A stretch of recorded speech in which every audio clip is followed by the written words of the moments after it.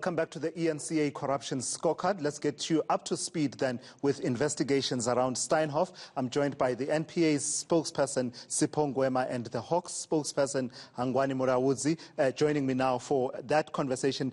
Sipho, let me start with you because I do understand that we have to release you sooner than we need to release Hangwani Mulaudzi. In terms of getting some of these cases court ready, in terms of us having a matter cited as State versus Marcus Jooste and others, what's taking so long, Sipho Ngwema? Thanks, Thulas. You know, with these commercial cases, I know that we have been saying this for a very long time, and let's continue to repeat it. These cases, they are very complex, and this one in particular, you must remember, it spans into other countries and other jurisdictions with different laws and regulations. But also, part of the problem, I think, with the state in particular, is that we do not have very many of the skills that are needed for us to be able to investigate these cases. However, we are recruiting. We are trying to build on capacity, but we do have a full forensic report on one leg of the investigation. And I think part of the challenge sometimes with these, in fact, in very many cases with these forensic investigations, is that they don't focus primarily on criminality.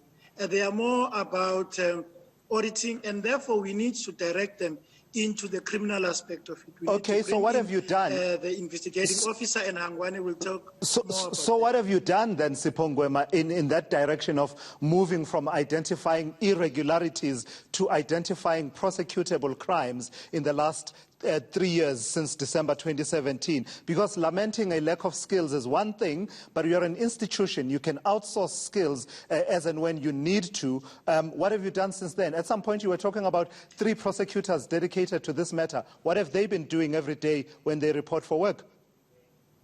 No, we have been given this report in June 2020, which is about 3 months ago. The criminal investigation is proceeding. So we are proceeding in terms of legs. Hangwani will tell you more on that. The National Prosecuting Authority is guiding that Hawks investigation. The PwC report. We understand that people are impatient, but this is complex. It's very complex. Are you saying to me, Sipho Ngwema, we will finish it, but we need to take time. Are you saying to me, Sipho Ngwema, that you only received the PwC report only in June this year? Whose fault is that? Let's name and shame them, because I would imagine that people who hold this report would be keen for it to land up with law enforcement so that it's acted upon. No, there's nobody to shame, there's nobody to fault. You must remember there are processes involved. And we had to bring in Pricewaterhouse within a particular process. And that process also meant that we had to build safeguards. You must remember, they were appointed by Steinhoff. And we now need to build safeguards so that they are now accountable to the prosecution team, which involves the Hawks and the National Prosecuting Authority. Sure. So in terms of the processes and the amount of work that had been done over the past 2 years, we had to go to Pricewaterhouse. So there's nobody to blame. All right. But there are people who have been working on it, and we went to those people to assist us because we need their expertise to make sure that we finish this case within a time frame that is reasonable under the circumstances. Hangwani Mulaudzi, the suspects in this case are known, right? The complaint was laid by Steinhoff as early as January 2018, as Heather Son was telling Parliament there in that clip we played a bit earlier on. We have prima facie evidence in the form of the PwC report, which is accessible to the NPA. I imagine has been accessible to you, I would imagine and hope, for much longer than the NPA has been able to access it.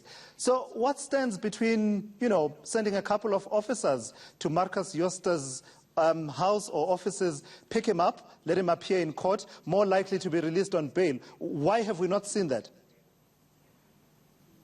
Thulasizwe, we're dealing with the criminal investigation. Sipho did mention the fact that we did receive the report. We also had access to it between ourselves and the MPA, but it was not helpful. It was not helpful in the sense that it was only looking internally in terms of their own accounting irregularities. So we have a team that has been formulated once again, which is looking into the criminal aspect of this case. We have been meeting with them monthly. The pandemic came even before the report came out in June. But we have been consulting with all the auditors, the auditing team that is assisting us. We were very much hopeful by this time we will be having a preliminary report that will then be able to assist us in terms of taking this matter now further to court. But unfortunately, because of the lockdown, things had to be rearranged. So we don't have a final data set that has been put forward, but sooner we will be getting a report so that we can then be able to sit down with the MPA, then take firm decisions in terms of taking those who have been fingered. Based on investigations and based on evidence, then we can then be able to... A report is one thing, Hangwani, but when do we get actual movement of boots on the ground, right? Because consistently on the corruption scorecard, one of the things we see our viewers talking about is wanting to see people getting arrested. When Heather Son and the team at Steinhoff laid those complaints in January, for example, January 2018, what has happened with those complaints, for example?